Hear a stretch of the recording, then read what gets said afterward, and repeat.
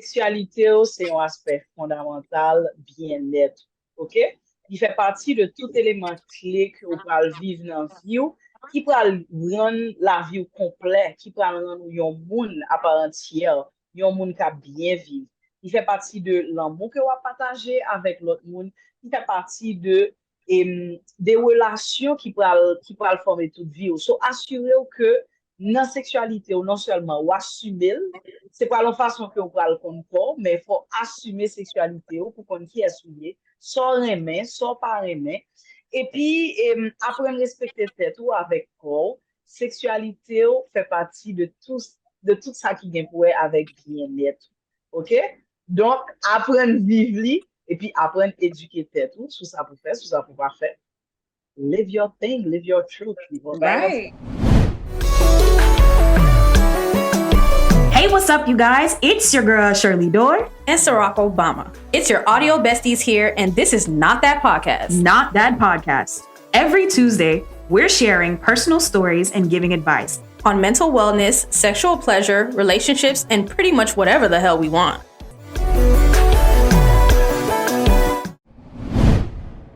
Thanks to our partner at Talk Test Street for encouraging this conversation in the Haitian community. Own your sex life by knowing your status. Visit talktestcfl.com to explore providers, testing options, and order your free at-home testing kit. Hey, what's up, you guys? It's your girl, Shirley Dor and CirocObama from This Is Not That Podcast. We have a couple amazing guests here on the screen, and we're going to have each and every one of them introduce themselves and tell you a little bit about who they are, what they do. So I'm going to start directly next to me. So Christina, you can go first. Hi, my name is Christina. I am a content creator on the internet as well. I do more so content related on my entrepreneurship journey, and I'm happy to be here. Awesome. Christy. Hi, everyone. My name is Christy, and I work for a national STI prevention organization in Washington, D.C., but I'm based out of Orlando, Florida. And Fabi. Hey, guys. I host Haiti's first official sex talk. We like to have a lot of fun and educate our community. My background is in communications. I've done so many things in that field. But yeah, so excited to be here. Awesome. So today we are going to have a discussion that's very needed in the Haitian community. So I wanted to start off with an icebreaker and just get some advice from you guys. So the first one is, what advice would you give a teenager about sex?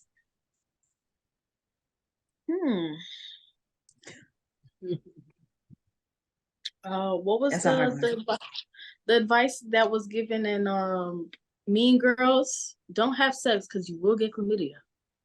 And die.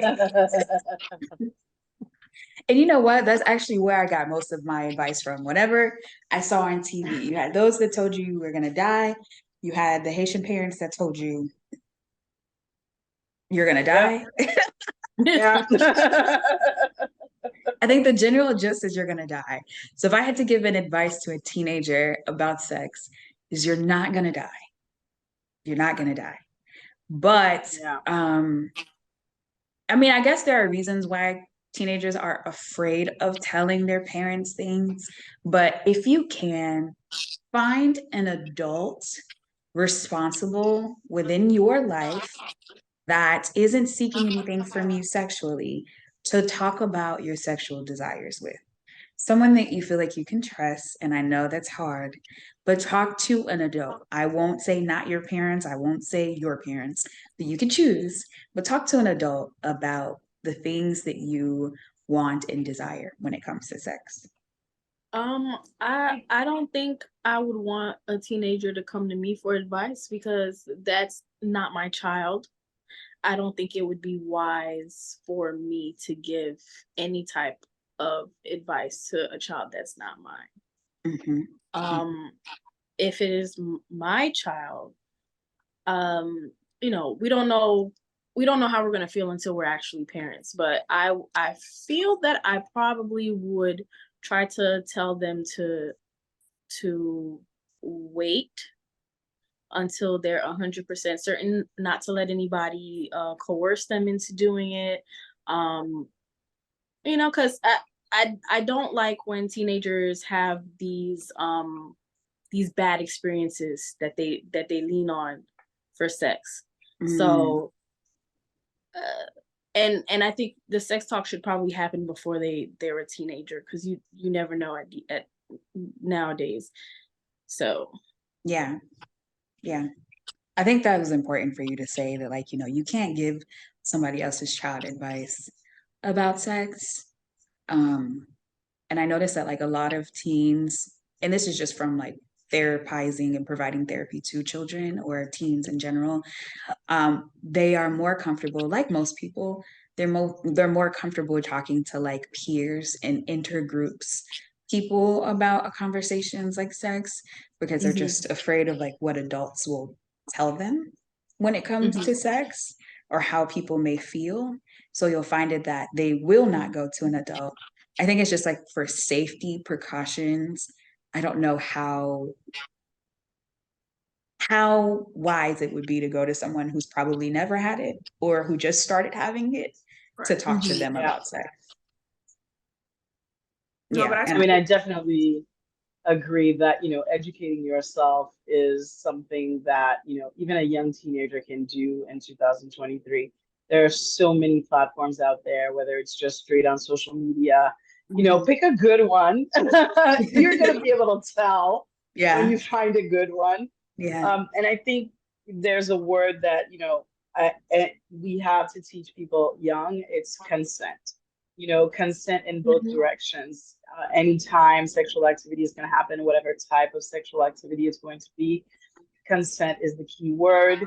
No means no whenever, at whatever point it's stated, you know, and whoever stated it. So if you're not comfortable, you got to know that you have the power to say no at any given time. And if someone says no at any given time, you've got to listen. That's actually a really good piece of advice. No means no.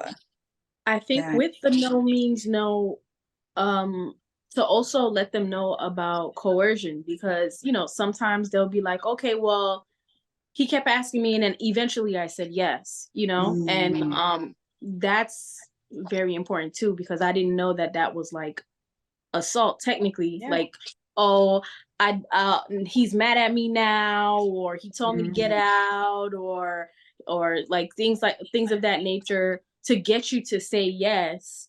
That is not consent. So I feel like that's something that we should definitely bring up whenever we talk about consent. We should also talk about coercion, because I had no idea. Yeah, and this goes for men as well. I want to make sure that this conversation isn't seen that it's centered around conversation for girls. It's for all people. So that's why we specifically said Haitian people. And unfortunately, commonly within the Haitian community, boys are just as taken advantage of as girls are within the community. So as much as we see sexual assault for women or girls, there's sexual assault for men and boys. Boys especially are seen as okay, but in reality, it's actually not. So like, while we say, oh, it's assault for women, but for boys, you're just learning how to do things sooner. Teenage boys have the same conversation about consent. Your no is a no. I think one piece of advice that I would offer a teenager about sex, if you are male, so if you're a boy, is that you don't have to do something just to prove your worth as a teenage boy. Okay, so you don't have to have sex to show that you are worthy in any way, shape, or form within your social groups. Like, you don't need to do that at all. Sex does not correlate with how popular you will be. That's a really good point. I think just this common thread that we're all mentioning around like empowerment and taking ownership, I think shifting gears just a little bit into the sexual health piece of it, I would let any teenager know that they're allowed to have ownership over their own sexual health, and they can do that without their parents' consent. So in the US, there's something called minor consent, which means that if you are 12 years or older in most states, you're allowed to have free STI, HIV testing, treatment, services, education, condoms, contraception without your parents' consent. They don't need to sign off on it.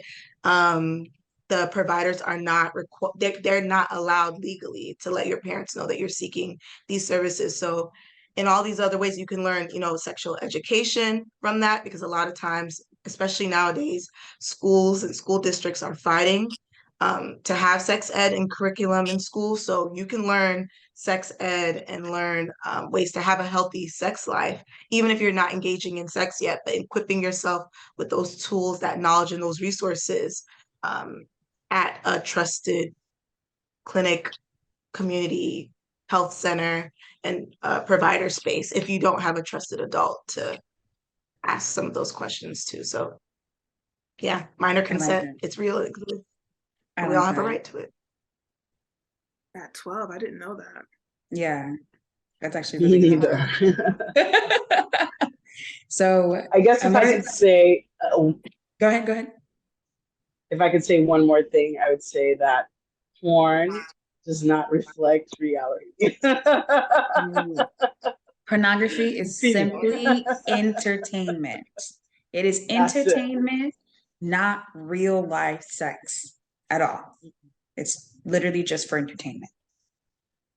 So emerging adults in the Haitian community are known to struggle with trying to navigate the line between being independent and dependent, because you'll find it that when you're growing up in immigrant households, your family is dependent on you, but they also expect you to be independent.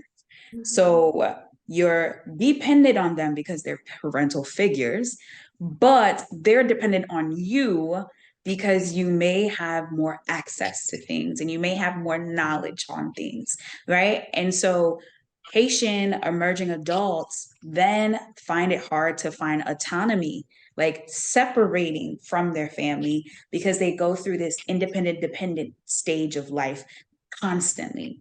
So if you had to give advice to a young adult, so young adults, we're talking 18 to 25, about sex, what would you tell them? For me, it would be manage your emotional well-being. Start thinking about your mental health. I find that, growing up myself, it's something that we started talking about, but in 2023, there are so many resources available to young people. Always be mindful of your emotional well-being. Because that gets very complex. That mixes things up when you get into sexual relationships. If you're not well, if you're not balanced, things can go sideways very fast.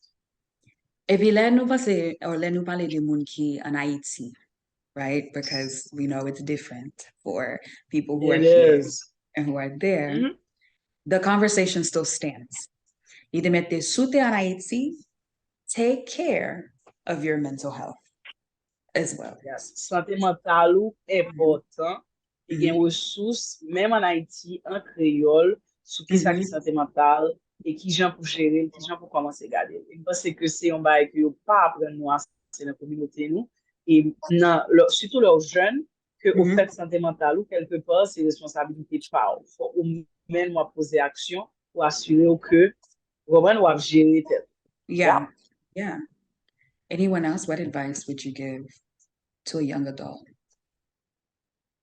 I think what comes to mind when we're talking about like emotional well-being and mental health and care, and then like going back to that, like shifting between being like still dependent on your families, but like the families being dependent on you, you're still kind of being dependent on your families, but then the expectation of independence. So a lot of young adults turn to sex as a matter of, well, this is what I do have control over, right? And no one else in my family has a say over my sex life because they don't know I'm having sex. And so this is the one space that is mine. And there's nothing wrong with that. Like we were saying earlier, to take ownership, right? Like get into spaces with other people that are engaging in healthy sexual behaviors and learn from them, right? Learn your sexual preferences, explore like kinks and, other ways to enjoy pleasure that might not even relate to sex. Like, the world is your oyster. Like, take the space that you have, but control it, like control your decisions to make sex in a way that is healthy, right? So like lean into how you are doing emotionally and know when you're using sex as a vice or as a tool to cope from things that you might be dealing with. So kind of two sides to that. Right. So when I think about this conversation where we talk about the most vulnerable populations to sex, which is teenagers, young children, and then young adults, I always have to think about the flip side, which is like, where are we getting our education? So in some of the studies that I kind of like researched to really bring about this conversation, the sex talk isn't held in Caribbean communities because sexual communication is an indication that sex is happening. And most parents don't want to have the conversation about their children having sex, whether it's a lack of knowledge, whether it's just, pure ignorance, right? Awkward. Just like, yeah, awkward, It's just uncomfortable, right? And so we all have like different age ranges, but very similarly, we all fall within like the older millennial side, right? So, what advice would you offer to parents about sex? So this is us either talking to our parents or speaking to future parents, but whichever, what advice would you offer parents about sex? And it could be, I'm gonna leave it open for interpretation. It could be to kids, it could be to whatever, but what advice would you offer? I would say make sure that you have a safe space for your children to come, come to you about sex. Because I didn't have that growing up. It was so taboo in my household. And that opened doors for me to explore it in a way. For me, sex came to me in a very negative way. Like I didn't understand it. And things happened to me where it affected me in my teens and my adult life. So I wish, what I would say to my mother is, I wish she made it more safe for me to actually go to her about sex. Yeah. I brought up think, go ahead. Oh, I was gonna say, when she said that, I also think back to the question with the what you would tell an 18 to 25-year-old is, if you're an adult and you feel like you're ready to have sex, there are other things that you're gonna have to be okay with. And I think that things like BV, things like yeast infections, things like going to get a plan B, those are things that are normal. And I feel like when I was younger, I was a little ashamed about those kind of things. And I couldn't go to my parents either, because those are sometimes, if you're having sex with somebody raw, or even condoms, sometimes they mess up your pH balance, and you don't know anything about pH balance because your parents didn't tell you anything about pH balance. So I think in addition to sexual health, we also need to, first of all, I feel like young adults should be taught more about things of that nature, as well as parents. If you create a safe space, you would be able to let your younger kids know that these are also other things that may happen when you're sexually active. For me, the same thing that I would say to a young person is kind of educate yourself. I would say the same thing to parents. I think there is this gap between parents and kids, and a lot of the times it's because the parents themselves are not really, they don't feel prepared to have those conversations, where really just educating yourself a little bit could make all of the difference in terms of creating that safe space for you and your child, and stop demonizing sex and sexuality. Let's just go ahead and put it out there, because the sooner your child can know that their sexuality is like a key aspect of their well-being at an age, that you feel comfortable having that conversation, the more they can learn to make smarter, more responsible decisions about it. And if your child can come to you, like you said, that's such an amazing thing to offer a child. I don't know who on the panel was saying that, they had a negative encounter with sex and they just wish that they could have gone to their mom. They could have so be that parent, be that parent that makes it possible for your child to come to you. If you educate that woman, our community is nous avons communauté qui chaud, ok? Nous avons peuple qui chaud, nous toujours sous brassé, nous toujours sous fait bagaille, but we don't want to talk about it. This was one of the reasons I did my event, because I had no doubt it would be a hit, because I know that people are always in the mood for that conversation. They just never found someone to say, hey, we're gonna do it out loud and we're gonna have drinks because it's 21 and over. And so everybody can be chill, and all questions welcome, and you get to ask them anonymously. So it's like, oh my God, it goes boom. I think it's changing. I think it's changing though, because my grandmother is very like conservative. So her view would be more of a sex is only for like what is it? Recreation. Like it's literally just to pop. Yeah, it's just to pop out. You're supposed to have a husband, and you're supposed to only have sex not for your pleasure, but for you to be popping out babies. And that's my grandma right there. So if you're having sex and you're not married in general, like that's a problem.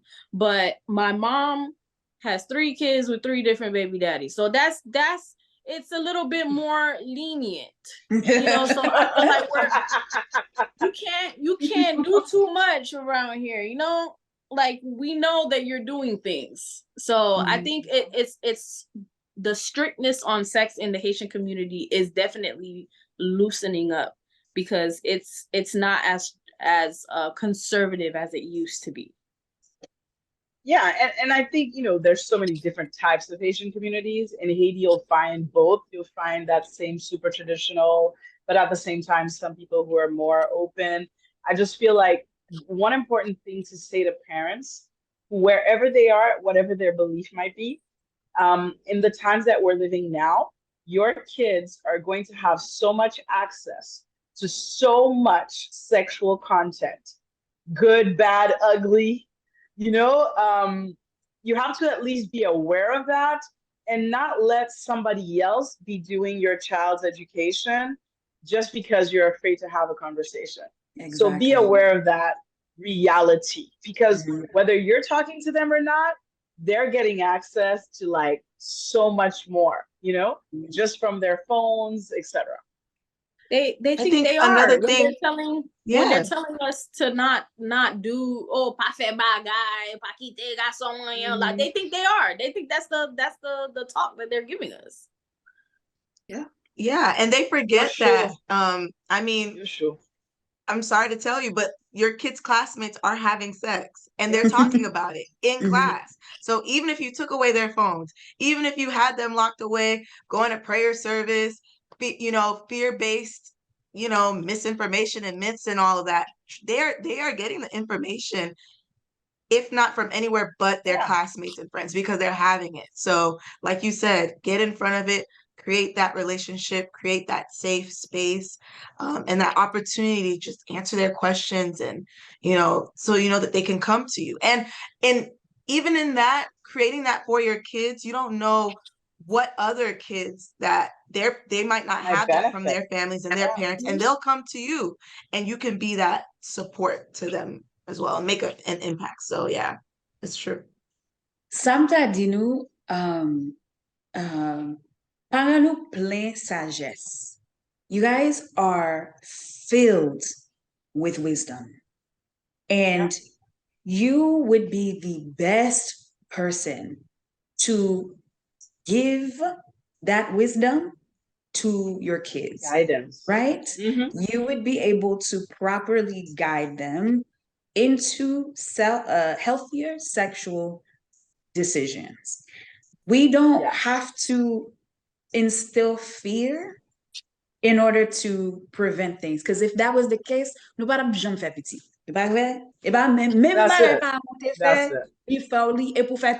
Anyways, right? They're doing their you still did it.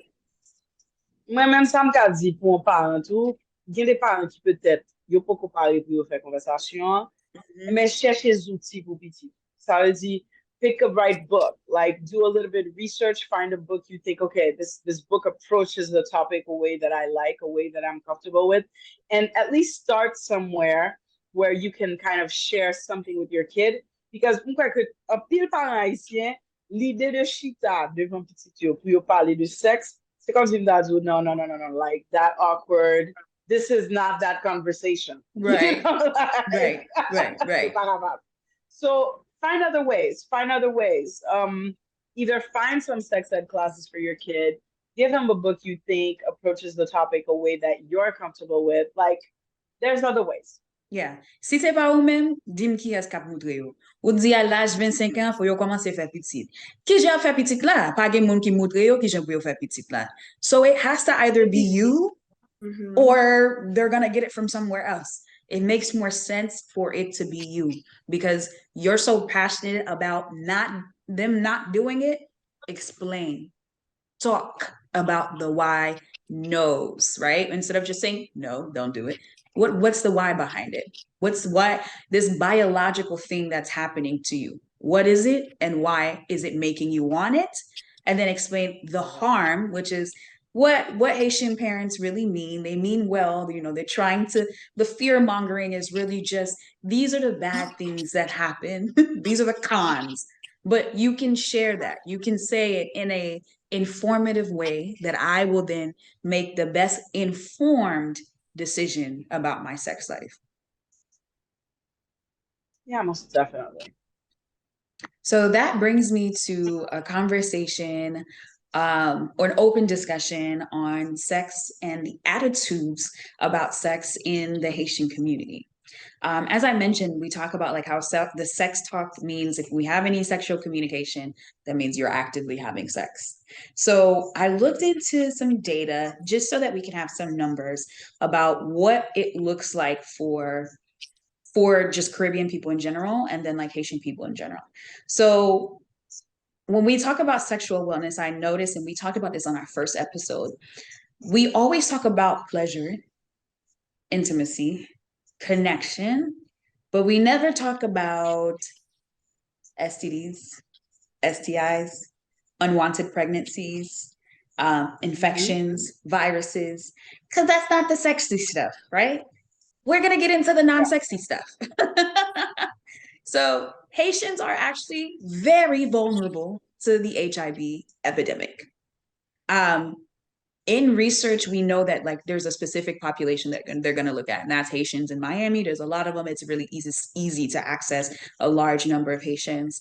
And in Miami-Dade alone, Haitians make up 5% of the representation of cases in 2019. And of those cases, many of the people didn't know they had HIV because they never checked. And most of the HIV cases that were founded within the Haitian community was due to late diagnosis. So they already have it. They're already struggling with it. They're seeing their immune system go down. They're experiencing all of these symptoms. And that's when Haitian people discover that they're experiencing HIV. Similarly, with all other STDs, we're talking STIs like gonorrhea, chlamydia, herpes, whatever. And we found that 56.5% of new cases of HIV were Haitian people. Wow. So that means if we have 2 million people with HIV, 56.5% of that 2 million are within the Haitian community, as compared to 32% for the Black community, which shows that there's a disproportion somewhere, right?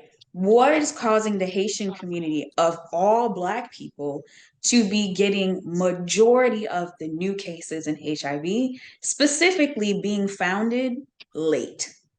So how do you guys feel learning that like we are basically majority of the HIV cases when it comes to the Black community? That's shocking. I mean, I feel like that is shocking, but it reflects some type of education that is not happening. You know, I think that's exactly what that number reflects. Somewhere, there's a child who's not getting that message. I say child, but you know, young adult, young Right, Haitian. right. Someone's not Mhm. getting the message, you know, of what the risk is out there. Mhm. I think it also highlights, oh, sorry, Christine, I didn't mean to cut you off. Go ahead. You can go ahead. I was going to say, I think it definitely highlights that there's definitely stigma and fear connected to not only just like sex in general and attitudes around sex, but around sexual health and seeking services. You know, especially if, you know, if this is a young person or an unmarried person and they shouldn't be having sex anyway, right? Or they don't want people to know that they're having sex, let alone receiving a diagnosis like this. I think that people are just, they're not talking about it. They're not letting their partners know, like, hey, I had a positive test result, or hey, when was the last time that you got tested? Can I see your test results? You know, they're at the health department whenever a new person tests positive for HIV, someone that works there, typically they're known as disease intervention specialists, and they work to stop the spread of a new infection. So they inform the person, you conducted these lab tests at this certain place, the results came back positive. And so that not only do they try to educate them around HIV and how they can like get on medication and ensure that their viral load becomes like more suppressed, but also like, okay, what can you share some of the partners that you've been with in the last 12 months, and we can like connect them to get treatment and testing. And Haitians just will not share that information, or people in general, but a lot of times, especially Haitians, they won't, because they're saying like, oh, well, then everyone's gonna know, and you know, my business is gonna be out, and I'm not even supposed to be having sex, or maybe I got this from a different place. So I think stigma really lends into some of these high cases because people are just afraid to really connect with getting the treatment and care that they need. Yeah. Right. I think it's 100% based off of fear. Cause like I said, for me growing up, there was no talking about sex. Like my mom was very strict. We didn't talk about sex. And so when I was actually SA'd and raped before, so my experience was negative. I was very scared for a very long time to get tested. When I finally did get tested, it was a relief to know that I didn't have anything more severe, but it all stemmed from the fact of fear and shame. I didn't want to experience like, Yeah. it could be negative. What if I could have something? What do I do? Like, how would I even have this conversation with somebody? It's really just based off of fear. And then there's this shame. Like, if you do have something, like, how do you even have that conversation? It's, Yeah. for me, it's just fear. Right.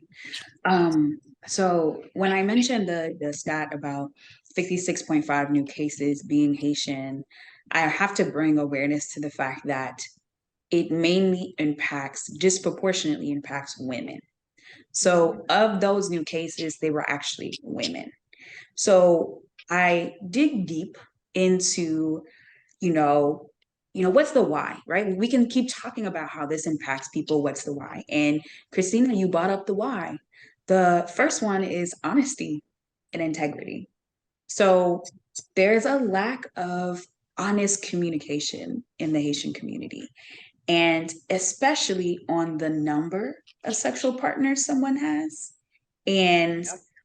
how and when and where. And the Haitian community, we always talk about the whole like Haitian men don't cheat, Haitian men do cheat, Haitian men don't cheat.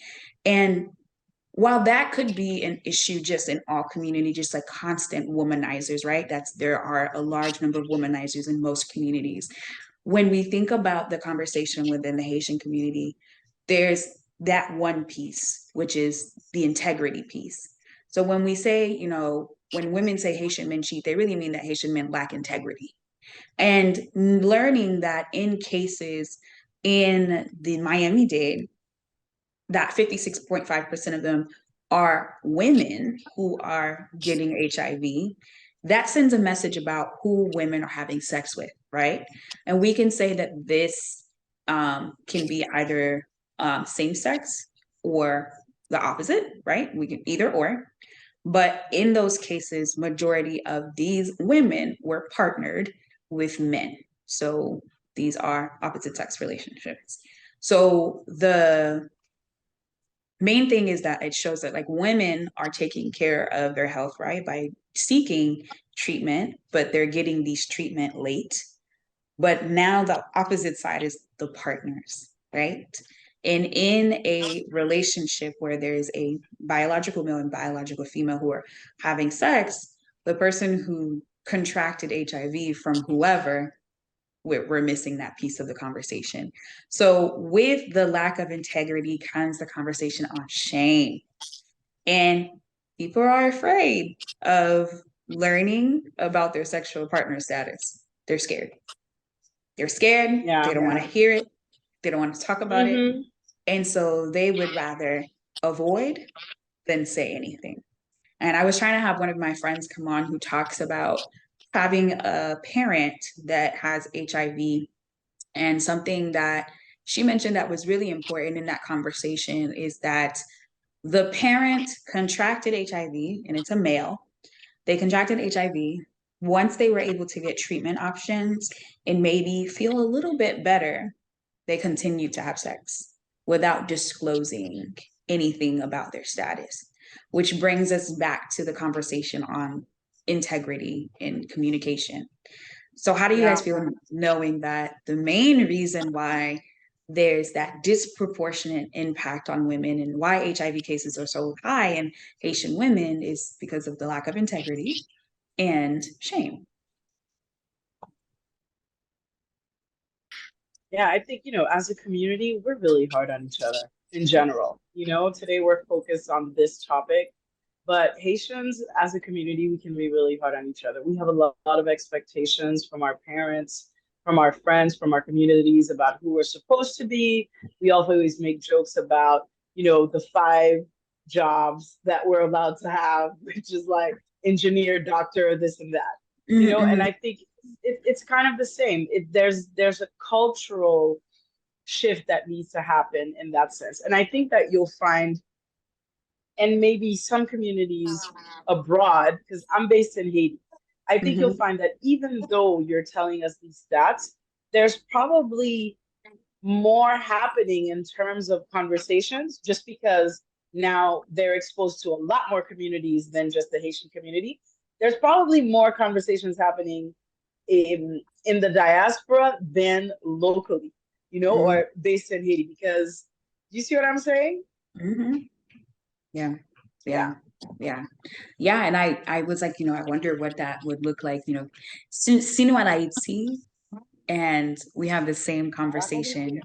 What would maybe happen in the community? And with these studies, you have to be willing and open to show up to a random stranger and answer an inventory.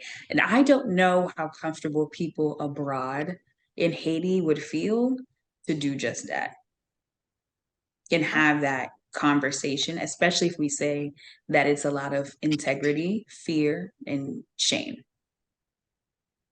And plus, as Haitians, we are so prideful.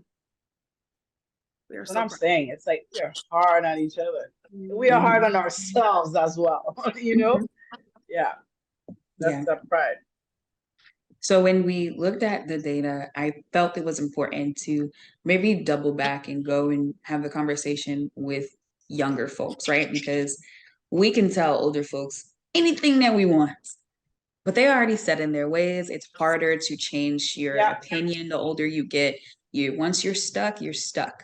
But I keep bringing up teenagers and young adults because those are the people whose ideas and their mentality is a little bit more malleable. It's like putty, Yeah. right? Their brain hasn't fully formed yet. They're still open to making changes. So I dug a little deeper into research for Caribbean youth.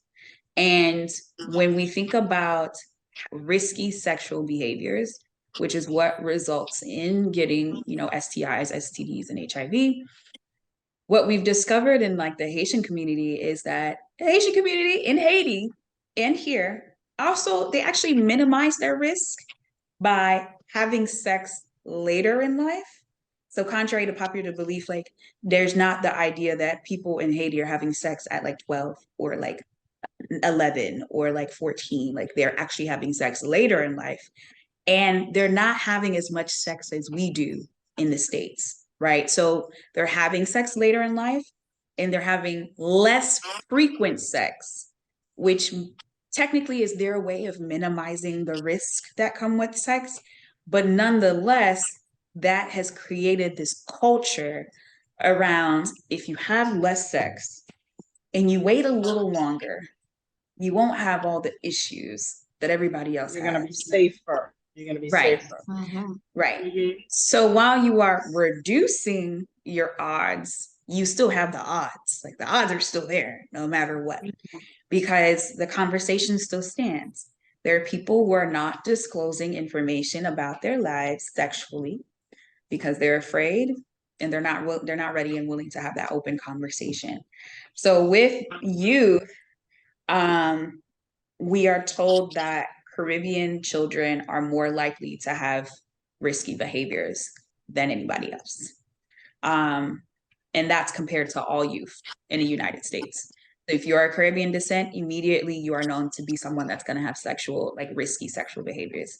So what comes to your mind when you hear, okay, young Haitian people are more likely than most people in the United States to be engaged in risky behaviors? I say it's true. Because when I think about me, like I didn't really start having sex frequently until college because I was away from my mom and dad's house, finally away from that strictness. And I wouldn't say I was doing it risky, but I was having a lot of like friends with benefits, no strings attached type of situations, and didn't even start getting tested until my late 20s. So I believe it. I believe it. Yeah, I was gonna say that would make the most sense is because you're so strict growing up. Once you get away from your parents, it's kind of like buck wild, so I think that does make a lot of sense for career. And you also start learning a little bit more about other people's experience with sex, and now that you're an adult, everybody feels like they're an adult. It's a little bit easier to get into sexual situations, because like when you're a kid, I think like more of the younger kids, it's usually like there's not a lot of places for you to be able to have sex, so not a lot of people have a lot of experience with sex. But by the time you hit college, you have older people in college, you have people who have done sexual things before, and you hear like newer things, and you start to have things like friends with benefits, because before people were having sex with their boyfriend or their girlfriend, right. and now there's different dynamics for you to have sex, so it gets kind of wild once you get out of your parents' house. Yeah. And I think about the young people. So what you just said, Ciroc, about like young people not really having access or space, especially with Haitian parents, right? L'école, la caille, l'église. So you're not really having sex at school, right? Because there are measures in place, and they have strict measures when you're at home where they know, okay, you're not sneaking anyone in, or there's always a gummoon in the house to ensure that y'all not doing whatever. But the young people are having sex at church. Yes, they are. When they're in la jeunesse, or like if the parents are like, okay, well, we're at church, and they're kind of like, okay, you do what you want. I'm gonna be engaging in my groups and my rehearsals and my prayer groups. The young kids are together and they're engaging in sex at church, or like at the church friend's house, and the parents don't even think about that, right? And then I think about the Haitian parents that are so strict where they don't even encourage their kids to go off to college because they're like, oh, parce que ou pas faire sexe, ou pas, ou pas l'enceinte, or you're going to be doing whatever. So then they're like, trying to be more controlling. And so they just continue to grow up as young adults in the same communities, in the same churches. And, they just engage and go, like you said, buck wild until they finally decide to like maybe leave their parents' house, move out in a way that the parents didn't want, or, just so many different outcomes. But yes, I think a lot of Haitian parents forget that just church spaces could be a space where young people are having sex. They are having sex in schools. I went to 4 different high schools, and there's a sex hallway for sure. There's after school. They're in certain. They're by the portables. They're having. They don't have sex. They want to. Think about them. I was going to say that. Yeah, I was going to say that. I was going to say, guys, in this day and age, I'm not sure that kids are not having sex like at school. And I've been a teacher, and it was still like 10 or 15 years ago when I was a teacher, and I was back then already like, oh, what did that 7th grader say? What are they talking about? So like 15 years later, that speed has already accelerated. Trust me, I have no doubt that kids are having sex younger and younger. I'm not particularly pointing the finger to our Haitian community. For the stats that you shared, Cheryl, I would love to see kind of what the difference is between Port-au-Prince and outside of Port-au-Prince, because that's probably 2 very different realities. Okay, but yeah, I would say that young people with raging hormones will find that little space of time, that 15 minutes in a corner, man, and things will happen. So to that, we talked a lot about, like, we're talking about the Haitian community, we're talking about sex, and we're not targeting anybody. We're not targeting parents, we're not targeting teens, we're not targeting young adults, right? Because there's a 3-part story to this entire thing, and there's so much that you can dig into. But one thing that I noticed that everyone may have slightly put their own thoughts into is just the education piece. And I once made a post online, and you guys know I'm always apparently talking about things that get people upset. But I made a post that said that if we simply provided education within the Haitian community, there would be some sort of change. And there's a lack of sexual health knowledge, whether it's intimacy and pleasure or just sexual wellness in general, because of the lack of education, the lack of understanding. And someone challenged my perspective, and I felt like it would be great to bring it to the podcast.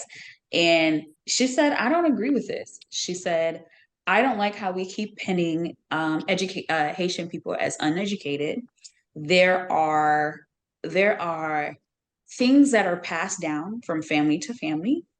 There are rituals. There are all of these things that Haitians have available to them.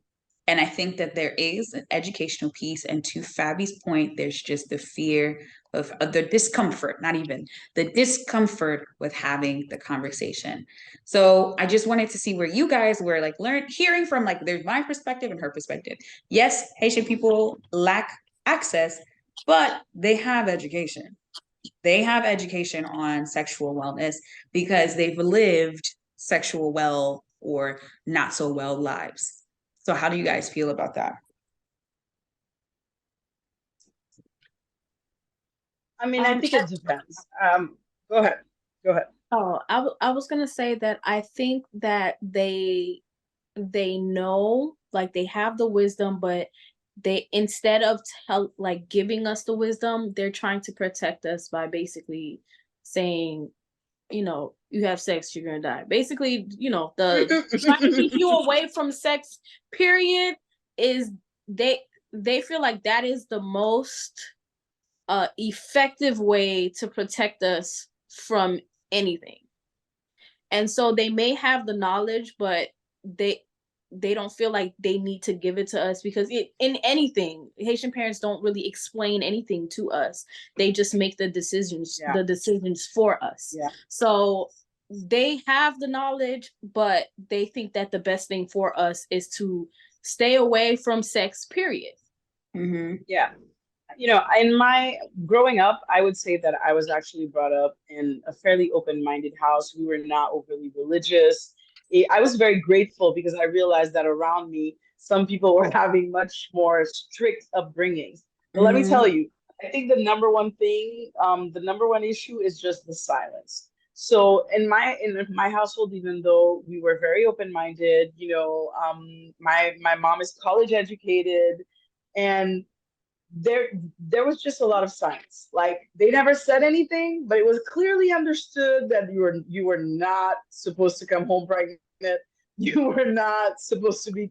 It's like no one ever said anything, man. They didn't say anything, but in that not saying anything, it's like you understood what you were supposed to and not supposed to do. So I think for me, one of the things as a community that we really need to start doing better is just actually talking, taking that silence away. Because I think our parents try their best to make the expectations clear. Like I said, you know, no one ever said the word sex to me, but for some reason, it was obvious and clear to me what I was supposed to do and not subliminal. You know, it was subliminal. Yeah. But I think that there's definitely a value in adding like words to the conversation. You know, when we talk about those two words that you were saying, integrity and shame, we probably never use those words when we're having those types of conversations. You know, we use a lot of other words that are very accusatory and that are very like judgmental. So learning to have neutral words to talk about sex also is highly beneficial to any exchange, in terms of educating our communities about sex. You know, we definitely need a lot more neutral words to talk about a lot of different things in our communities. Yeah. Yeah. So I think somebody else is saying agree. Yeah, I was gonna say I agree that Haitian people are educated. They know, they have the knowledge. I think that they're just, they're uncomfortable. They're just making a decision, an active choice to not engage in these kind of conversations with their children, and not even just their teenagers, but their children, because, you know, sex education starts young, and it's not just about, okay, this is how you have sex, but this is, okay, these are your body parts, and giving them the correct names and not tying shame to that, right? So that way at that young age, because kids, or they're not, cuteness, right? exactly. They're gonna come and they'll talk to you and they'll tell you, you know, and then how you react if they respond and share something with you that may not be as positive, right? If you're freaking out, they're gonna say, oh wow, I should not have told my mom that, because they're freaking out. So now I'm just not gonna say anything, right? So it's just about being really intentional, mindful. I think Haitian parents are just like, oh, c'est petit moun lié, you know, c'est un petit moun lié. But the fact of the matter is, especially in this day and age, you know, the best way that you can show that you love your children and love your kids is by properly preparing them, creating that safe space. So it's not like, yes, it's awkward and it's not like the most funnest thing that I think a new parent wants to think about when they're looking at their infant. But if you constantly create safe spaces for every and any conversation, that won't be that awkward one, right? Like if I never talk to my parents about anything ever, and then they come and sit down to me to talk about sex, and it could be completely factual and well-meaning, I might not really take it, because it's like, we don't talk about anything else. So why should I? I don't want to talk about this. Yeah, and I don't want to talk about this today. Yeah. As a parent, like I have little kids. I have a 10-year-old and a soon-to-be 7-year-old. You know, I try to keep it real. I try to keep it scientific and factual and just biological, and not to complicate the conversation too much, and really kind of let them lead me in terms of where they want to go, how comfortable they are, and for sure, I think my number one thing as a parent that I always want my kids to feel, and I try to tell them, you do your best to try to communicate that, is that, whenever, whatever, like, come to me. If you're ever, my kids are not at the age where they would be at parties, but as a parent, I would love that if ever my child feels uncomfortable anywhere or has an experience that they feel ashamed of or has whatever it is, that they should know that they can pick up their phone and say, come and get me. Like, come and get me, because I am, comment il dit, Los Angeles, nous te la go, ça c'est merde. Yeah. When c'est base, okay? Like, c'est merde. Okay. Like, ou prend, relève, parce que ma vie c'est chaud. Oui. Like, ou mettre compte sous moi. I am your safe space. Yeah. So I have like a personal story to share that I feel like ties into the conversation about giving advice and knowing when it's your place. So I have a friend of mine whose daughter is attached to me at the hip. And she called me one day. It's like 4:00 in the morning. And she was constantly calling me at 4:00 in the morning. We're talking every day. She would call me at 4:00 in the morning. I'm like, dang, why does this girl keep calling me at 4:00 in the morning? Like, I don't have a life. And she randomly is like, how old were you when you had your first kiss? And I looked at her and she's 13 years old. And I said, I would be the best person to talk to, right? And she's calling me at 4:00 in the morning. So this might mean something. So I said, okay, you know what? I'm going to use the power of discernment and I'm going to say this, and then I'm going to tell the appropriate parent after. So I said, my first kiss was 13 years old. And she's like, oh my gosh, see, like, this is why I love you so much, because you're so honest. She's like, everyone else made it seem like their first kiss was when they're like 19. And I just feel so bad for having my first kiss at like 11. And she's going on, she's going on, she's going on, she's going on. And I'm like, I'm just listening. And then I said, okay, are you letting me know that you shared your first kiss? And she's like, no, yes. And I said, okay, that's okay. You had your first kiss. We processed it. We moved on, whatever. So then I said, why don't you tell your dad this? And she's like, and she goes, because I don't want him to freak out. I said, oh, why'd you tell me? She's like, because I know you won't freak out. And she said, I asked my dad when he got his first kiss, and he said when he was 19. It's like, he gave birth to this child when they were 17. Why are you lying? Right? So then he didn't kiss her until he was 19, though. Come on. Okay. Yeah. So then she proceeds to tell her dad that I had my first kiss at 13. So now he's like, well, how do you even know this? Da, da, da. And he gets upset. He calls me. He's like, did you tell her that your first kiss was 13? I was like, yes. And he said, he got upset, and I was like, where's the anger coming from? Like, what's wrong with me telling her that I had my first kiss at 13? And he said, she's too much in the mix. She's very young and she's only around adults. She doesn't really have like a sibling that's the same age as her. And so all of the things that she's getting is from adults. She's only really interact with adults. And sometimes it feels like she doesn't know her place and in society, in that society of her house being just adults. And I was like, it sounds like you're uncomfortable with your child talking to another person about what they've done. He's like, yeah, I just don't want her. I was like, you just don't want her to do what? Have sex? And he's like, I don't think that she's going to have sex. I just don't want her to know that someone else has done something sooner. And I was like, don't you think that you're robbing your child of honesty when you say that you just don't want her to know the truth, when you expect her to be a truthful person, but you're not being truthful and honest to her? And I said, your child knows how old you guys were when you gave birth to her. So she's most assured of like what you guys did, yet you still decided to lie. And he just looked at me. He's like, I just don't want. And I said, hey, I'll respect the boundary. But I do want to say that I think parents should be allowed some pleading the fifth. Yeah. Okay. as a parent, man, like sometimes you're caught off guard and you don't want to answer every question. Right. And I think even a parent has a right to some, but I'm glad that in this scenario, you were an adult that she could come to and that her parents put her in that type of community. So even a parent is going to get something out of this exchange because, like I said, every parent will have a plead the fifth moment, kind of like, yo, bro, sis, you kind of caught me off guard there. I wasn't ready for this question. And that's just parenting. Like that happens.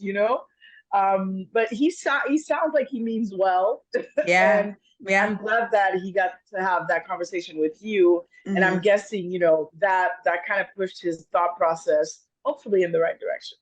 But then also more like know your boundaries, right? Because this could have gone completely wrong, right? So with the advice to teenage stuff, we can be the adult in kids' lives. And I get why she came to me, right? Like, I believe she's queer and there's no one else in her life that's queer. She knows I'm queer. So she wants to talk to a queer person about her queer desires and stuff like that. And I'm glad to have provided that safe space. But if I like generalize this to like a group of people, imagine how many kids like her are raging hormonal, experiencing queer thoughts or non-queer thoughts, whichever. And they just want someone to hear them say that this happened, but they can't because they're afraid of how their parents gonna react, or B, not comfortable with talking to their parents about it because they haven't fostered that space. So this kid calling me at 4 o'clock in the morning, right? Because I keep answering the phone. Imagine who else they would have called at 4 o'clock in the morning to have that conversation. I bring it back to my childhood. I didn't have a Shirley, but I had sex rooms. Those little sex chat rooms where you can randomly join in and talk to anybody you want to about sex. The little phone lines that you can pick up and call and have a phone chat line with somebody and talk to them about sex. I had those. And those were the people who gave me my education on sex. Very inappropriate. I'm a 12-year-old on a phone sex line, a virtual sex line, right? That danger that comes with that danger with having a child on a virtual space with a complete stranger or on the phone with a complete stranger because of fear or just I don't know where it comes from a parent. I really can't. I can tell you from the psychological standpoint, I literally know the why. But in that sense of where we're talking about this exchange with your kid, if we just provided that safe space, we would prevent the worst. And you're not going to stop everything from happening. But I guaranteed if that happened, I would have never picked up the phone to call a phone sex line. I would have never picked up the computer and go to a virtual space. I would have just walked to the opposite room or pick up my phone and call someone at 4 o'clock in the morning that I feel the most comfortable with. Yeah. I mean, God bless the concept of community in that sense. I think giving your child a community in which you are not the only adult that they can go to, because you have to be realistic that your kid does it the same way. There's this awkwardness for the parents. Sometimes the kid has the same thing. And amen, if you have a couple of other adults in your community, in your support system, that your kid feels like they can go to, that they click with, that they're comfortable with. There's always complications. It's never perfect, but you do your best to kind of create a community that your kid is a part of. I'll tell you, I have a story from being a teenager when I got my first yeast infection, and I was having sex, and my parents had no idea, and I had no idea what the hell a yeast infection was. There was no sexual education at my high school, and I was on fire. Like I was on fire, and I had no idea what the hell it was. And there's this lady that I know. She's not related to me. But growing up, we used to go to this lady's house like during the summers and ride bikes in her yard.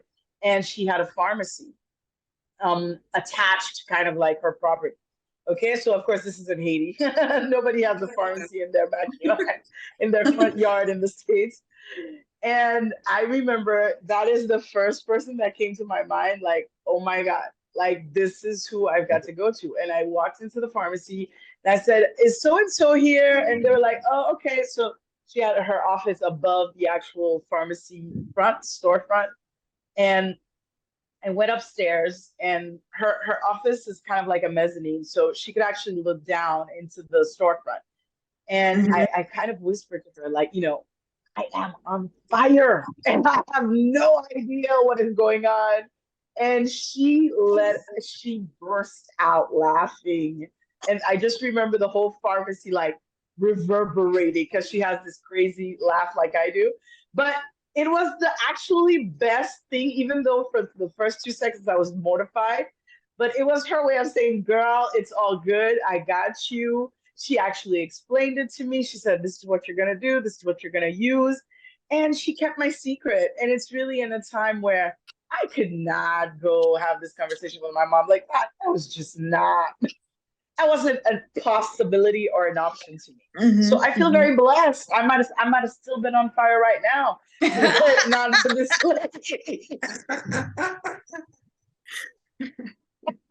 Thank God. That'd still be on fire. Well, you guys have been so great. I feel like this was definitely a very interesting conversation to have, and like trying to navigate so many thoughts and processes on sexual wellness. I wanted to specifically hone in on, the youth and parents, because I think everybody else focuses on everything else around it. And it's like, okay, let's talk to these direct people. So if there was anything, and I'll just have you guys like give a sentence from each person that you think would move the ball forward for sexual health education in the Haitian community, what do you think that would be?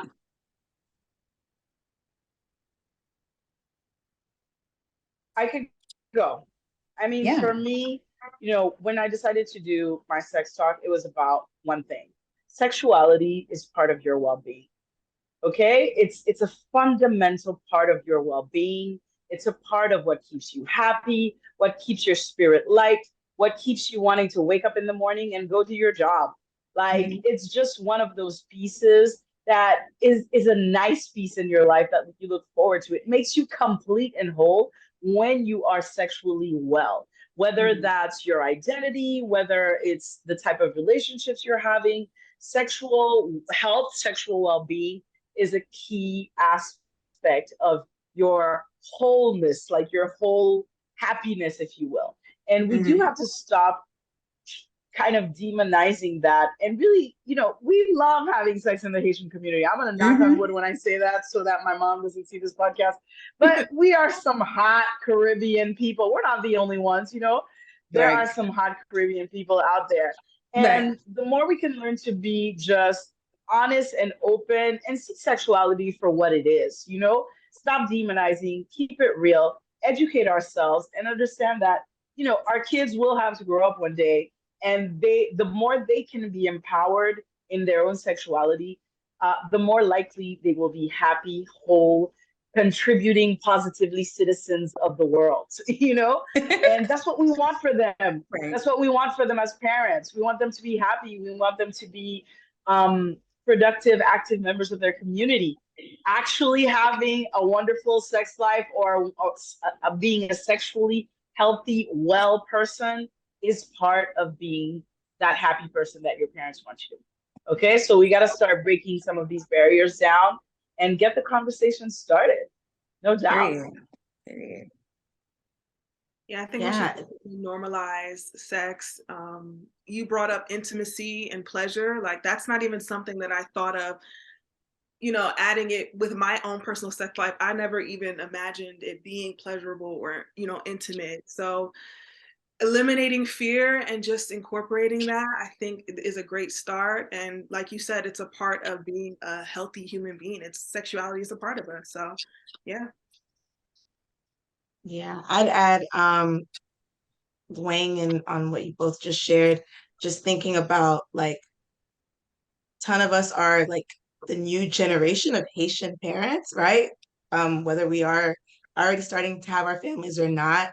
So that's like already being intentional about how you are planning to not only parent your kids and prepare your children to be sexually well, healthy people, but creating, like Bobby mentioned, that community and having trusted adults in that space, right? Having conversation with trusted adults that are in that space to say, okay, hey, you know, if my kid comes to y'all, like, these are the boundaries, here's what you can say, here's what's okay, you know, like you mentioned, if they feel comfortable coming to you and not to me, or if there's whatever in confidence, here's what we can share, right? Like really creating and facilitating that community so that we can empower the next generation of young children and adults and, you know, teenagers to live their best sexual, healthy lives, because it is such a beautiful part of the human experience. So, yeah.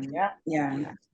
And I think spaces like this are very important, and not just like spaces like this, because like we're collaborating with Fabiola, and she has a platform where you can get information from real people and not from like Pornhub or things of that nature. Like Horrible Decisions, if we're talking podcasts, or like, you know, things where there's real people who talk about different aspects of sex and not just one or the other. So I think those spaces are very important.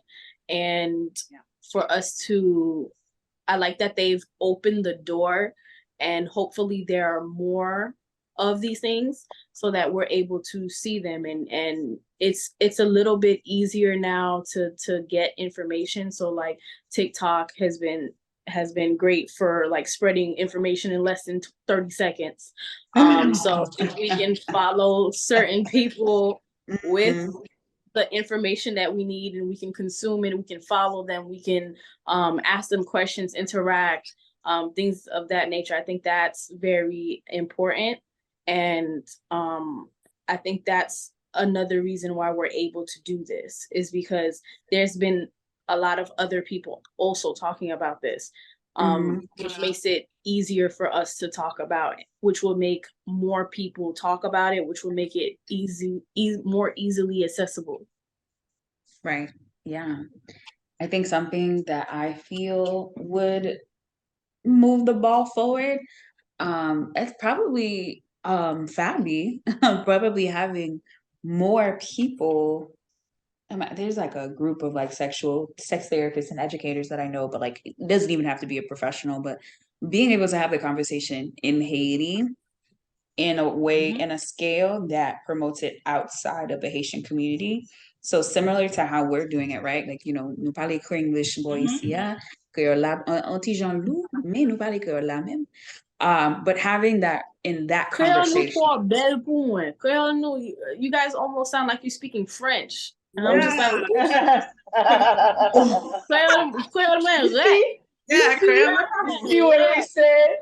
you see when we say we're hard on each other. Like, but on parle créole là, je te montre on parle créole là. Bien marocain. Listen, créole moins rec, okay?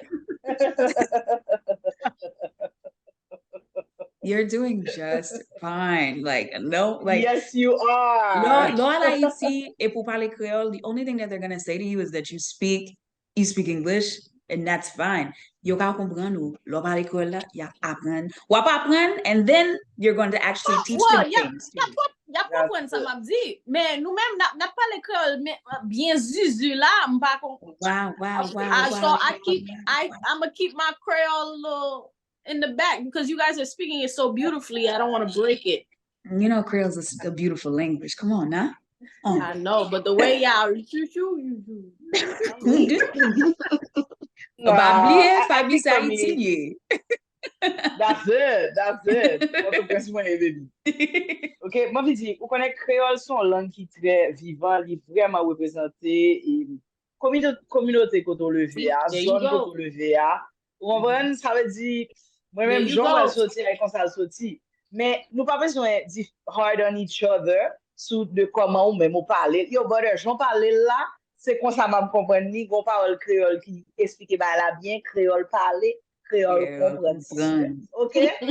One of the things that you said in the episode, I want you to say it in Creole because sexuality is a part of your well-being. Can you say that Yes. again? But let's talk to the people in Creole about it being a Ok. part of their well-being. Sexualité, c'est un aspect fondamental bien-être. OK? Il fait partie de tout élément clé que vous pouvez vivre dans la vie, qui peut rendre la vie complète, qui peut rendre un monde à part entière, un monde qui a bien vivre. Il fait partie de l'amour que vous partagez avec l'autre monde. Il fait partie de des relations qui peuvent former toute vie. So, assurez-vous que dans la sexualité, non seulement ou assumer, c'est pas la façon que vous parlez comme corps, mais il faut assumer sexualité pour qu'on qui est souillé, sans remet, sans pas remet. Et puis, apprendre à respecter tête ou avec corps, sexualité fait partie de tout ça qui vient pour avec bien-être. OK? Donc, apprendre à vivre et puis apprendre à éduquer tête ou sous ça pour faire, sous ça pour pas faire. Live your thing, live your truth. Right. So for those who are listening to the episode on the audio side, you can check our show notes so that you can find all of the people who are here's Instagram accounts, social accounts, so that you can keep up with them. But I wanted to have you guys end off by telling us where we can follow you, where can we, keep in connection with you after this episode. What you guys got going on? Any events? Well, everybody can follow me at Fabiola Coupette. You can also follow our sex talks page, which is Haiti Talk Sex. And I do a lot of different things. If you follow those two, you'll see me a little bit everywhere. Facts. Christy? Oh, do you want me to go? Okay. Well, you can follow me everywhere at Miss Tina Baby on Twitter and TikTok. I also have my own YouTube channel. My channel name is Tina Time, and I really just talk about my life, being an entrepreneur, and all things lifestyle and beauty. Awesome. And you can connect with me on all social platforms at Joy of Christy. And if you're interested in working in the community, educating folks, being the condom plug and connecting folks to free testing, condoms, right? If you're interested in that kind of work, connect with me. I have a ton of colleagues that work at the health department that provide that kind of work. So if you're interested in public health, sexual health, reproductive health, I'm your girl. Connect with me. I'll get you tapped in. Period. Love it. Well, with that in mind, you guys can always follow us at This Is Not That Podcast on all different platforms. That's Instagram, Facebook, Twitter. Am I missing anything? TikTok. Right. Subscribe to our YouTube channel, like, comment, and share this exact video so that you can encourage an in-depth conversation. We'd like to thank our sponsor for this episode, which is Talk, Test, Treat Central Florida. They allowed for us to have this discussion or encouraged us to have this discussion within the Haitian community. TalkTestCFL.com is where you can learn about getting tested, getting treated, and talking even more about the things that are happening in Central Florida. That's where you can find your providers. That's where you can get medication. All of these things are on their site. And you can also get your free at-home HIV and or STI testing kit. So you can order that online and they will deliver it directly to your home if you are afraid of going in person to find a provider for your testing options. You listen to this, comment, happy birthday, Ciroc, okay? And yeah, I think you can only comment, right? You can't do anything else? I mean, you can cash out. Oh, you can cash out? Cash out, my dog. You can Apple Pay. You can come to my compa class. You know, You got a compa class? That's what I need to do. You have a compa class? sure That's do. dope. Love that. You out here telling everybody else to plug themselves in, and you even plug yourself in. Give them the spiel, Ciroc. Oh yes. So well, my next compa class, if this does come out on the 18th, the 14th, my class on the 14th has already passed, but I'll be having another one. I believe it's the 26th. I have a compa class every other week. So 2 weeks after the 14th would be the next one. I do still have the HMI hoodies. I do make them as shirts. I guess some people thought that I only make the hoodies, but I t-shirt print. So I can print on anything. Like I can make you a cup with HMI if you want it. I can make you a book bag with the HMI people on it. So I can, and if you are a brand and you need some marketing, I can also print that for you guys. I think I posted the We Do This for the Views shirts that I just made with the new puffy vinyl. It's pretty nice. So if you guys want puffy vinyl, y'all should look that up. But yeah, so I think that's all I have for now. But yeah, definitely follow me at CirocObama 305 and you'll find all the things that I am up to. Thank you for listening. New episodes of This Is Not That Pod drops every Tuesday, so keep up with us by pressing that follow button. We want to hear how much you're feeling us. So if you love the show, leave us a review. Be sure to read our show notes and tap or click around to support our sponsors.